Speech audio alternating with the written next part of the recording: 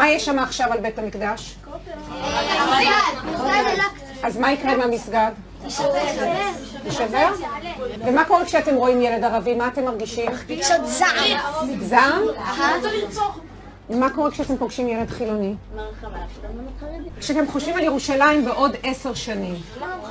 כולם חרדים? לא כולם ערבים, חלק חרדים. כולם יהודים, ויש גם ערבים שהם עובדים. תהיה משיח, הבנתי, כן, מה אתה אומר? שמלחמה כל הערבים ימותו, וחלק מהם יהיו עבדים.